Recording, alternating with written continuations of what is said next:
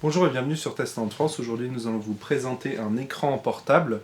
Donc c'est une dalle tout simplement Full HD, une sorte de panneau avec un écran à l'intérieur qui va être portable et que vous allez pouvoir brancher sur le secteur directement. Et donc il y aura des connectiques dessus où on va pouvoir brancher un ordinateur, une PS3, PS4, Xbox One, tout ce que vous voulez, même un téléphone portable, pour avoir un écran ici portable, même s'il n'y aura pas de batterie intégrée. Donc voilà, il y avait déjà quelques fois ce type de système dans des boîtes où on pouvait mettre des consoles de jeux avec l'écran intégré en portatif. C'est à peu près la même chose ici, mais bon, il faudra quand même le brancher sur le secteur, comme la console ou un ordinateur. Donc on va voir ce que ça donne. La marque c'est un G-Chic, donc le nom est assez bizarre. Et ici le modèle, donc ici c'est le plus haut de gamme, c'est le OnLap 1303H, donc c'est un écran Full HD ici de 13,3 pouces. On va voir le reste des caractéristiques techniques en ouvrant cette boîte. Donc nous allons déballer cette boîte ici pour voir ce que nous avons à l'intérieur. Hop. Donc ici on a un manuel qui ne servira pas à énormément de choses vu que l'ensemble est assez simple. Et donc nous avons avec deux petits attaches câbles verts avec le logo donc, de la marque G-Chic. Voilà, bon, je sais pas trop comment le prononcer, en tous les cas, c'est un nom un petit peu original. On a l'écran qui est à l'intérieur, protégé ici dans une petite protection en tissu, on y reviendra après. On a une protection avec ici le cadre où on va pouvoir insérer directement l'écran. On y reviendra après, il a un système à l'arrière ici qu'on va venir revoir après. Et nous avons donc en câblerie, en accessoire de fourni avec ces trois-là. Alors on va les présenter. Donc déjà nous avons ici un câble USB vers micro USB, donc on va pouvoir le brancher directement pour l'alimenter sur le secteur. Ou alors si vous n'avez pas de secteur, vous avez par exemple juste un ordinateur portable ou un ordinateur, vous branchez ces deux ports USB sur l'ordinateur pour alimenter suffisamment l'écran si vous le branchez en tant que deuxième écran par exemple sur un ordinateur portable. Autrement vous branchez bien sûr qu'un seul port USB pour le brancher sur le secteur. Et à présent, donc, le deuxième câble fourni. Ici, c'est un câble vidéo, donc en micro USB, pareil. Donc, ce sera du micro HDMI, hein, vers HDMI normal. Donc ici, on pourra brancher ça à l'arrière d'une PS3, PS4, Xbox, enfin une console, ou alors à l'arrière d'un ordinateur fixe ou portable, comme vous voulez, tout ce qui a HDMI, même un lecteur DVD si vous le souhaitez, vers ici le port micro HDMI que nous avons du coup parmi les ports de cet écran. Donc on a ici le repose écran et on va passer directement à l'écran. Donc qui est bien protégé ici, le voici. Donc on voit qu'il a des bords assez grands qui sont tout blancs, donc il faut aimer au niveau du design. On a ici cette dalle, donc on va passer sur les caractéristiques techniques de cette dalle. Donc on est sur du 16/9, très bien pour jouer à des jeux ou regarder des films.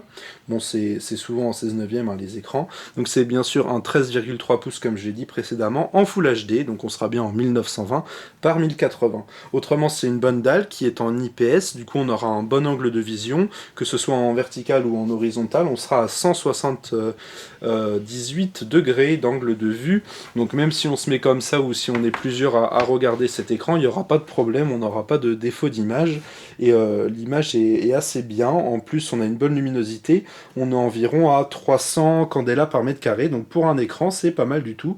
On pourra régler la luminosité, et même au maximum, vu qu'on est sur une dalle mat en plein jour, ça devrait pas poser énormément de problèmes. Au niveau maintenant des mensurations, on est sur 34 cm par 22 cm et ça fait à peu près 1 cm d'épaisseur, voire un peu plus. Et quand on mettra le cache au-dessus, il fera en tout 2 cm d'épaisseur. Donc autant vous dire qu'il est assez fin et surtout très léger, vu qu'on est à 600 grammes. Si on rajoute le cache derrière, on rajoute 320 grammes, mais là on est à 600 grammes en tout, autant dire que c'est assez léger. À présent, on va regarder au niveau du dos ce qu'il y a. Donc on a une petite étiquette ici, OnLap Monitor, tout ça, avec les références, le logo G-Chic. On aura de chaque côté 2 petits haut-parleurs, on voit les petits trous ici. Donc des petits haut-parleurs qui sont pas très puissants, hein. C'est 2 fois 1 watt, donc c'est tout petit. Mais bon, ça dépanne, le son n'est pas dégoûtant non plus, même si c'est sûr que si vous voulez écouter un film, si vous êtes à plusieurs, le son sera pas assez puissant. Et bien sûr, manque de basse évident, hein, mais c'est vraiment que pour l'utilisation supplémentaire, hein, si vous voulez mettre ces haut-parleurs. Les haut-parleurs d'un PC portable, si vous l'utilisez, seront plus puissants. Donc si vous branchez une console, il y aura quand même du son en stéréo, c'est toujours ça de gagner. Donc voilà, au-dessus et en dessous, rien de spécial. On va voir sur les côtés les différentes connectiques. Donc ce côté-ci, c'est au niveau des boutons. Donc là, on a un petit voyant pour savoir quand il est allumé, éteint, en veille. Le bouton justement pour le démarrer et l'arrêter quand il sera alimenté. Le bouton pour accéder directement à la luminosité. Et le bouton des menus. Il y aura différents langages, dont le français. On va revoir un petit peu le menu tout à l'heure. Et les flèches directionnelles pour naviguer dans le menu. On va partir par le bas. En premier, on a un port micro USB vers USB normal. On pourra brancher un adaptateur si on le souhaite. Ici, c'est du micro USB, c'est l'alimentation qu'on a vu précédemment, le câble d'alimentation. Donc soit vous branchez les 2 ports USB sur un ordi en USB, soit vous branchez le petit adaptateur secteur fourni avec pour l'alimenter directement. Donc c'est comme si vous alimentiez avec un chargeur de votre téléphone Android, hein. Même si celui-là enverra un peu plus de puissance quand même à cet écran, du coup, car on est à 5 volts et 2 ampères. Au-dessus, on a une connectique encore micro USB qui va vers du VGA. Donc le câble n'est pas fourni, il faudra racheter le câble en supplément si vous voulez brancher sur du VGA.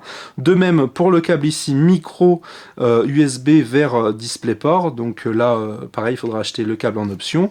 Et le câble HDMI, donc micro HDMI vers HDMI qu'on a de fourni ici. Donc à la base, quand vous avez l'écran, vous pouvez déjà l'utiliser sur un HDMI normal, sur une console ou un ordinateur tout simplement.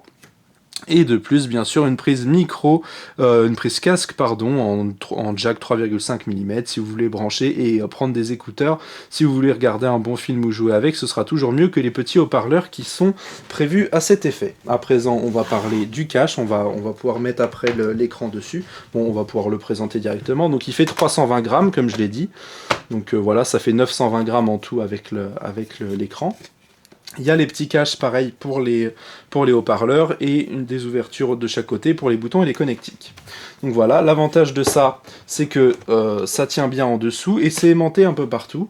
Donc ça va bien tenir. Et si on veut ranger l'écran, hop, ça y est, il est rangé, il est aimanté. Donc c'est assez solide, hein, va falloir vraiment y aller pour l'ouvrir. Donc voilà, ça le cache bien, ça le protège bien et ça, c'est un très bon point. Voilà, on le rouvre tout simplement comme ceci. On peut le mettre comme ceci à l'avant, voilà, vous voyez, c'est très simple, et après ça tient quand même, il faut vraiment y aller sur les côtés, voilà, pour le tenir. Donc ça, c'est un bon point.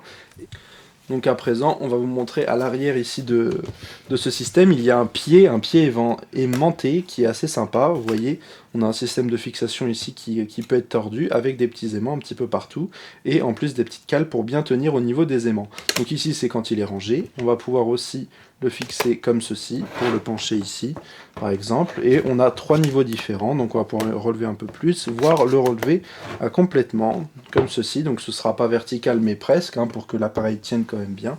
Donc ici, on a l'écran qui est bien, presque droit, et donc c'est assez pratique, le système fonctionne bien, donc l'ensemble est bien pensé à ce niveau-là. À présent, on va remettre le système de fixation ici, et on va tester l'écran, on va le brancher directement en HDMI avec le câble HDMI fourni sur un PC fixe, un petit PC fixe transportable gamer. Donc ici cet écran qui fait 14 millisecondes, bon on a eu mieux pour du gamer. On va voir au niveau des caractéristiques, au niveau des menus. Donc ici on a les différents menus, on peut rentrer par exemple dans le menu, dans les paramètres d'affichage où on va pouvoir gérer la luminosité, le contraste et la netteté. Donc on retourne au menu précédent, où on va avoir donc aussi le menu couleurs, on va pouvoir gérer des couleurs, des effets utilisateurs qu'on aura préparés ou non, ou différents effets qui sont déjà préconfigurés, hop, comme ceci. Donc en vif, photo, film, jeu, donc il y a déjà des préconfigurations qui sont déjà faites. On aura aussi la configuration ici au niveau de la position de l'écran, donc hauteur, verticale, horizontale, le réglage automatique qui se fera déjà de base. Hop, on va retourner sur le menu qui s'éteint assez rapidement comme vous pouvez le voir. On aura aussi le réglage du volume, donc là on l'a mis au maximum pour le test vidéo. On pourra le laisser en muet aussi si on le souhaite.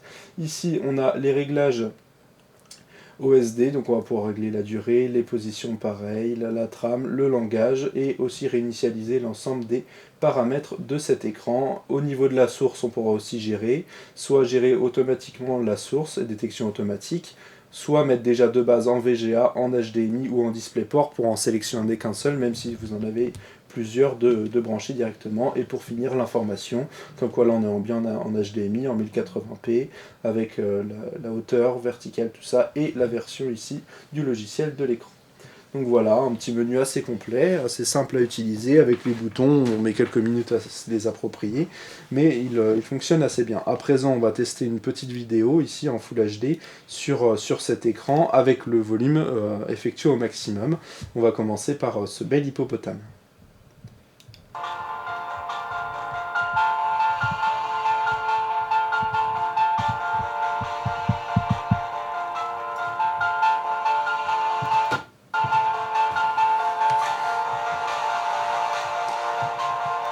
Donc voilà pour ce que ça donne pour la vidéo. Donc l'image est vraiment très nette, elle est bien répartie. Du Full HD sur un écran 13,3 pouces, c'est très correct. Hein. Il y a pas mal d'ordinateurs portables et d'ultrabook avec cette résolution-là. Donc c'est assez bien, c'est la résolution aussi native des consoles de jeux vidéo si vous voulez jouer directement sur cet écran. Donc les haut-parleurs, vous les avez entendus, ils n'ont pas un son exceptionnel, ils grésillent légèrement au volume maximum, mais c'est pareil, hein, ce sera des petits haut-parleurs pour dépanner, ils les ont mis voilà, pour quand même avoir un peu de son si jamais on n'a pas d'écouteurs autour de nous, donc on va dire que ça dépanne. Voilà ce que ça donne sur Windows directement. À présent, on va tester un jeu vidéo, Project Car. Donc voilà, le jeu est lancé, on va vous montrer un peu ce que ça donne. Donc bien sûr, on l'a mis en Full HD, hein, 1920 par 1080 à 60 images par seconde, 59 pour être précis. Et donc voilà ce que ça va donner. Donc l'image ici sur cet écran est bien en 60 images par seconde, pour avoir pareil le rafraîchissement de base aussi des dernières consoles de jeu. Donc là on joue avec une GTX 970. Donc voilà ce que ça donne pour les jeux, c'est assez agréable. Bon, l'écran est petit, donc si vous ramenez l'écran chez des amis, ça peut être pratique. Si vous voulez jouer, vous ramenez votre PS4 et puis vous voulez jouer avec eux. Vous branchez cet écran s'ils n'en ont pas de supplémentaire pour faire une LAN par exemple.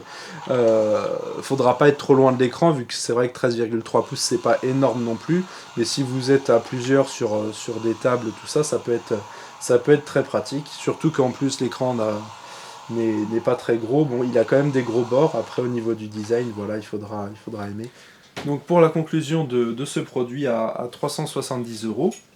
Donc dans les points positifs, déjà il est pratique, cet écran est vraiment très pratique pour le transport. Si vous vous déplacez chez des amis, comme je le disais, si vous voulez faire une LAN, ou si vous partez en vacances, vous pouvez le brancher après sur votre lieu de vacances. C'est toujours mieux que de ramener sa télé, ou alors s'il n'y en a pas, vous pouvez brancher tout ce que vous voulez.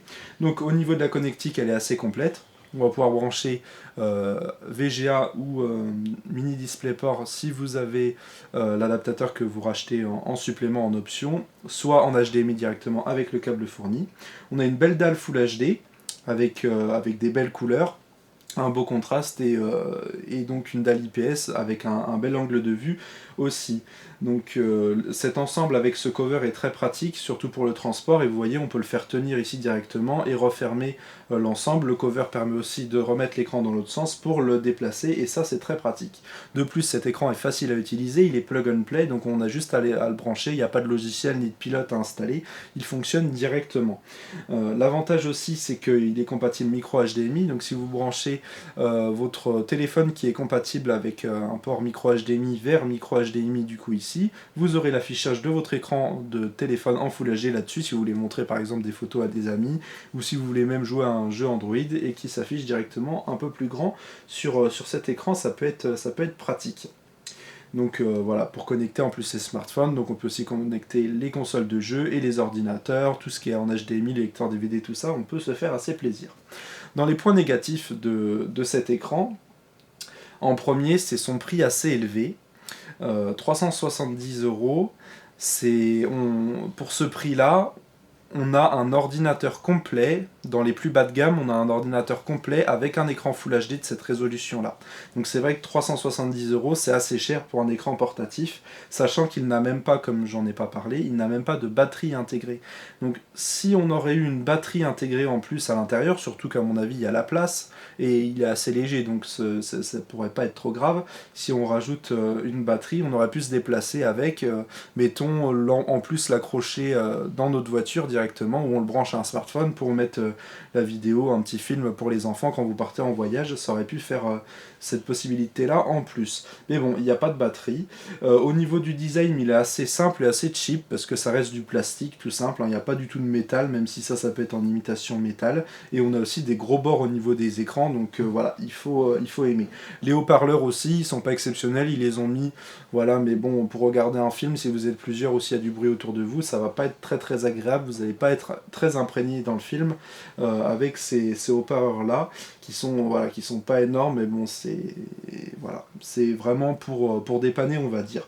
Donc au final, cet écran, il peut être très pratique pour vous, mais achetez-le si vous en avez vraiment l'utilité, parce qu'à 370 €, ça reste tout de même assez cher. Si vous avez aimé cette vidéo, vous pouvez mettre un petit like, likez cette vidéo et notre page Facebook. On se dit à bientôt pour de nouvelles vidéos sur Tech Chant de France.